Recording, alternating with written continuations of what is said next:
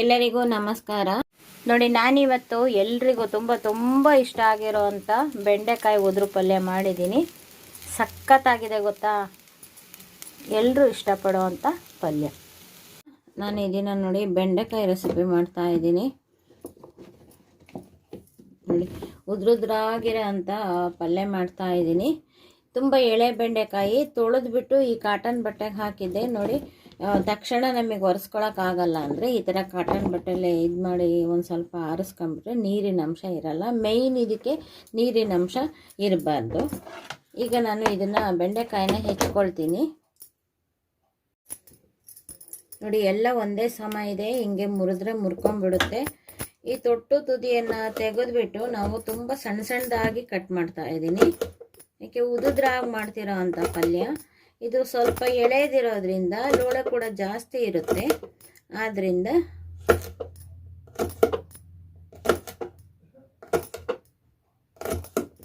ನೋಡಿ, ಈ ಸೈಜಲ್ಲಿ ಹೆಚ್ಚಬೇಕಾದ್ರೆ ಗೊತ್ತಾಗುತ್ತೆ ಲೋಳೆ ಜಾಸ್ತಿ ಇದೆ ಅಂತ.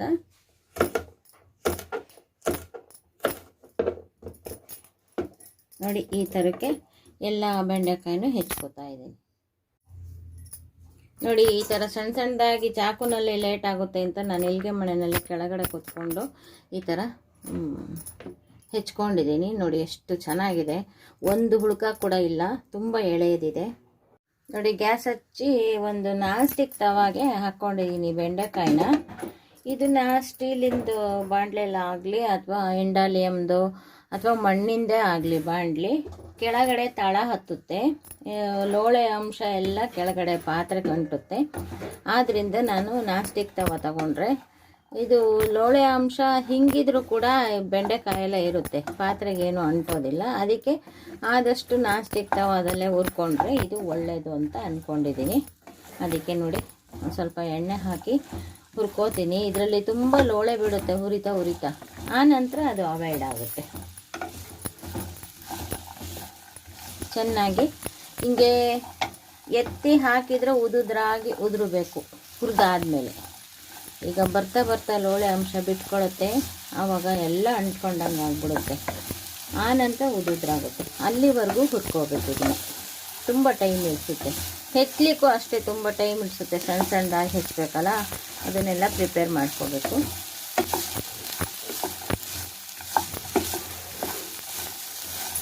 ನೋಡಿ, ಹುರಿತಾ ತೋರಿಸ್ತಾ ಹೋಗ್ತೀನಿ. ನೋಡಿ, ಹೀಗೆ ಹುರಿತಾ ಲೋಳೆ ಬಿಟ್ಕೊಳ್ಳುತ್ತೆ, ಕಾಣುತ್ತಲ್ವ ಲೋಳೆ.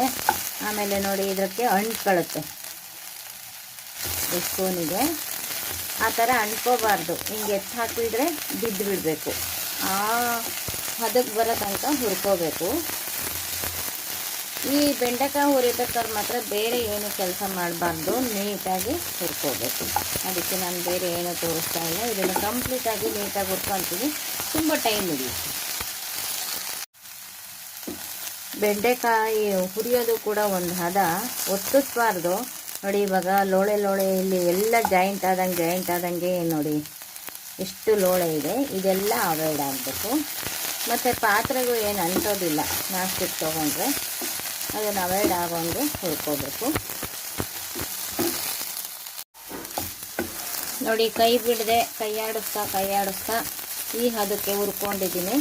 ನೋಡಿ, ಅಷ್ಟೊಂದು ಲೋಳೆ ಇಲ್ಲ, ಅವಾಯ್ಡ್ ಆಗಿದೆ. ಇವಾಗ ಇನ್ನೊಂದು 2 ಸುತ್ತು ಮಾಡಿಸ್ಬಿಟ್ಟು ತೀರ ಒತ್ತಿಸ್ಬಾರ್ದು, ರುಚಿ ಕ್ರಮ ಹೋಗ್ಬಿಡುತ್ತೆ. ಅದಕ್ಕೋಸ್ಕರ ಈ ಹುರಿಯೋದೆ, ಬೆಂಡೆಕಾಯಿ ಹುರಿಯೋದೆ ಇದರಲ್ಲಿ ಮೇಯ್ನು. ನೋಡಿ, ಹದವಾಗಿ ಹುರಿದು ಎತ್ತಿಟ್ಕೊಳ್ತಾ ಇದ್ದೀನಿ. ಇನ್ನೊಂದು ಪಾಯಿಂಟ್ ಎಲ್ಲ ಬಿಟ್ಟು ಇನ್ನೊಂದೇ ಒಂದು ಅಂದ್ಕೊಂಡಿತ್ತಲ್ಲ, ಹೀಗೆ ಹದವಾಗಿ ಹುರ್ಕೊಳ್ತೀನಿ. ನೋಡಿ, ಬೆಂಡೆಕಾಯಿ ಹುರಿಯೋದೇ ಒಂದು ಹದ. ಆ ಹದದಲ್ಲೇ ಹುರಿದು ತೋರಿಸಿದ್ದೀನಿ. ಇದು ತುಂಬ ಟೈಮ್ ಹಿಡಿಯುತ್ತೆ. ನೋಡ್ರಿ, ಎಷ್ಟು ಚೆನ್ನಾಗಿ ಒಂದಕ್ಕೊಂದು ಕಂಟೋದೇ ಇಲ್ಲ. ಮತ್ತು ಹದವಾಗಿ ಹುರಿದಿದ್ದೀನಿ, ಒಂದು ಸ್ವಲ್ಪನೂ ಒತ್ತಿಲ್ಲ. ಈಗ ಇದನ್ನು ಎತ್ತಿಟ್ಕೊಂಡ್ಬಿಟ್ಟು, ಈಗ ನೋಡಿ ಇಷ್ಟೇ ತೆಂಗಿನಕಾಯಿ, ಇದು ಅರ್ಧ ಹೋಳು ತೆಂಗಿನಕಾಯಿ ಇದೆ. ಇದನ್ನು ತುರ್ಕೊಂಡ್ಬಿಟ್ಟು, ಇದು ಖಾರದ ಪುಡಿ, ನೀವು ಬ್ಯಾಡಗಿ ಮೆಣಸಿನ್ಕಾಯಿ ಒಣಮೆಣಸಿನ್ಕಾಯಿ ಬೇಕಾದರೂ ಹಾಕೋಬೋದು. ನಾನು ಇದು ತುಂಬ ಕಲರ್ ತುಂಬ ಚೆನ್ನಾಗಿದೆ, ತೀ ಕಲಲ್ಲಿ ಹಾಕ್ತಾ ಇದ್ದೀನಿ. ಖಾರದ ಪುಡಿ, ಇಷ್ಟು ಜೀರಿಗೆ. ಇದಿಷ್ಟನ್ನು ಕಾಯಿ ತುರ್ಕೊಂಡ್ಬಿಟ್ಟು ಇದಿಷ್ಟನ್ನು ಪುಡಿ ಮಾಡೋ ಜಾರಲ್ಲಿ ಪುಡಿ ಮಾಡ್ಕೋಬೇಕು, ನೀರು ಹಾಕಬಾರ್ದು. ನೋಡಿ ತೆಂಗಿನ ತುರಿ ತುರ್ಕೊಂಡಿದ್ದೀನಿ. ಇದಕ್ಕೆ ಸಾಮಾನ್ಯ ಒಂದು ಸ್ವಲ್ಪ ಜಾಸ್ತಿನೇ ಹಾಕಬೇಕು ತೆಂಗಿನ ತುರಿನ. ಅರ್ಧ ಹೋಳು ಫುಲ್ ತುರಿದಿದ್ದೀನಿ. ಇದು ದೊಡ್ಡದಿತ್ತು ಹೋಳು ಅಂತ, ಚಿಕ್ಕದಾದರೆ ಚಿಕ್ಕದೊಂದು ಹೋಳು ಹಾಕೋಬಿಡಿ. ಇದ್ರ ಜೊತೆಗೆ ಒಣಮೆಣಸಿನ್ಕಾಯಿ ಬೇಕಾದರೂ ಹಾಕೋಬೋದು. ನನಗೆ ಇದು ತುಂಬ ಕಲರ್ ತುಂಬ ಚೆನ್ನಾಗಿದೆ, ಕೆಂಪಗಿದ್ರೆ ಚೆನ್ನಾಗಿರುತ್ತೆ ಅಂತ ಈ ಪುಡಿ ಹಾಕಿದ್ದೀನಿ. ಈಗ ಇದಕ್ಕೆ ನೀರು ಏನು ಹಾಕ್ಲಾರ್ದಂಗೆ ಹಾಗೆ ತರಿಯಾಗಿ ಪುಡಿ ಮಾಡ್ಕೋಬೇಕು.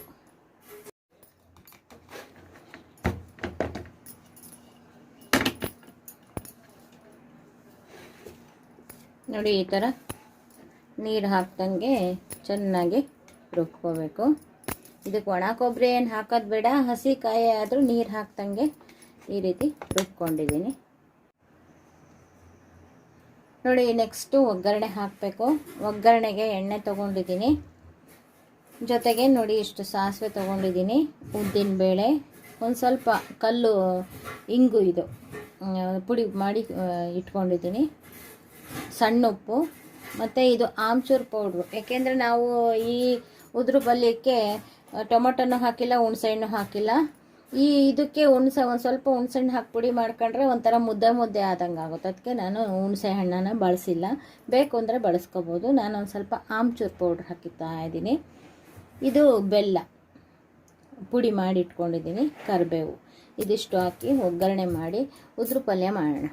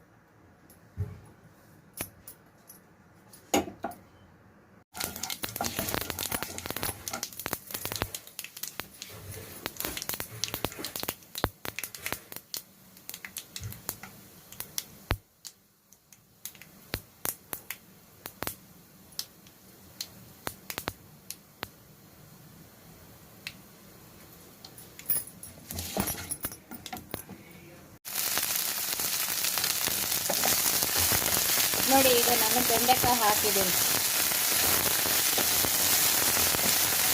ಒಗ್ಗರಣೆ. ನೋಡಿ ಕೆಂಪುಗಾದ ತಕ್ಷಣ ಉದ್ದಿನಬೇಳೆ ಬೆಂಡೆಕಾಯಿನ ಹಾಕಿದ್ದೀನಿ.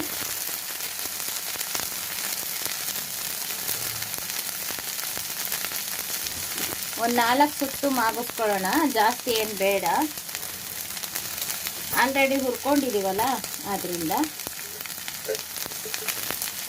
ಈಗ ನೋಡಿ ಸ್ವಲ್ಪ ಅರಿಶಿನ ಹಾಕ್ತಾ ಇದ್ದೀನಿ.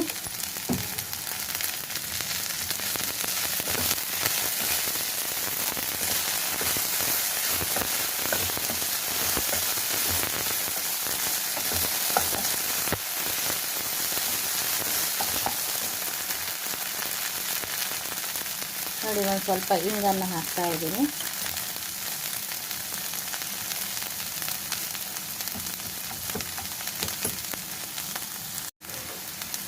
ನೋಡಿ ಇಂಗು ಕೂಡ ಹೂ ಥರ ಆಯಿತು.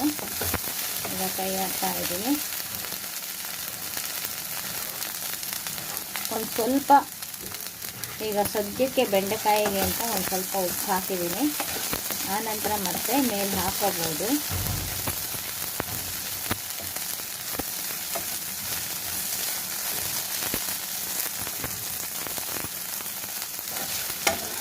ನೋಡಿ ಎಷ್ಟು ಉದುದ್ರಾಗಿದೆ.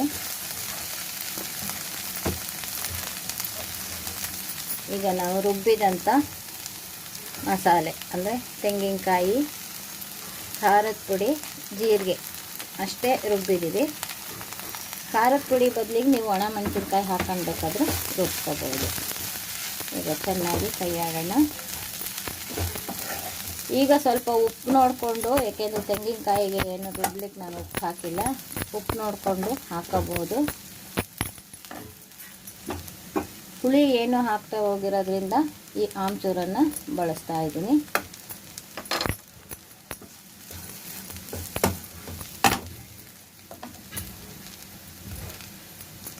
ಇನ್ನೊಂದು ಸ್ವಲ್ಪ ಉಪ್ಪು ಹಾಕಿದ್ದೀನಿ ತೆಂಗಿನಕಾಯಿಗೆ, ಖಾರಕ್ಕೆ ಎಲ್ಲ.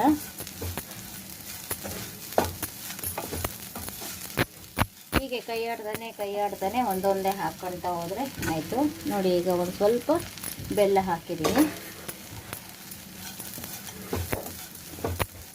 ನಾವು ಪಿಕ್ನಿಕ್ಕು ಅಂತ ಅದೇನಾದರೂ ಹೋಗೋದಾದರೆ ಈ ಥರ ಅಂದರೆ ಹಳಸೋದಿಲ್ಲ. ಇದು ಚಪಾತಿಗೆ ತುಂಬ ಚೆನ್ನಾಗಿರುತ್ತೆ, ಸಖತ್ತಾಗಿರುತ್ತೆ. ಸೈಡ್ ಡಿಶ್ಶಿಗೂ ಕೂಡ ತುಂಬ ಚೆನ್ನಾಗಿರುತ್ತೆ. ನೋಡಿ ಎಷ್ಟು ಉದುದ್ರಾಗಿ ಉದುರು ಪಲ್ಯ ಆಯಿತು.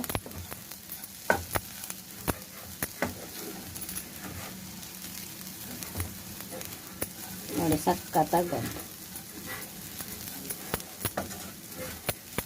ಟೇಸ್ಟು ಕೂಡ ತುಂಬ ಚೆನ್ನಾಗಿದೆ. ಎಲ್ಲರೂ ತಿಂತಾರೆ, ಸಣ್ಣ ಮಕ್ಕಳಿಂದ ದೊಡ್ಡೋರವರೆಗೂ ತಿಂತಾರೆ. ಯಾರಿಗೂ ಇಷ್ಟ ಆಗಲ್ಲ ಅನ್ನೋ ಹಂಗೆ ಇಲ್ಲ. ನೋಡಿ ಸಕ್ಕತ್ತಾಗಿದೆ ಬೆಂಡೆಕಾಯಿ ಉದುರು ಪಲ್ಯ. ಈ ವಿಡಿಯೋ ನಿಮಗೂ ಇಷ್ಟ ಆಗಿದ್ದರೆ ಲೈಕ್ ಮಾಡಿ, ಶೇರ್ ಮಾಡಿ ಮತ್ತು ನಮ್ಮ ಚಾನಲ್ಗೆ ಇದುವರೆಗೂ ಸಬ್ಸ್ಕ್ರೈಬ್ ಆಗಿಲ್ಲ ಅಂದರೆ ಈ ಕ್ಷಣದಿಂದ ಸಬ್ಸ್ಕ್ರೈಬ್ ಆದರೆ ನಿಮ್ಮ ದಿನನಿತ್ಯದ ಅನುಕೂಲಕ್ಕೆ ಬರುವಂತಹ ವಿಡಿಯೋಗಳನ್ನೇ ನಾನು ಮಾಡ್ತಾ ಇರ್ತೀನಿ. Thank you for watching.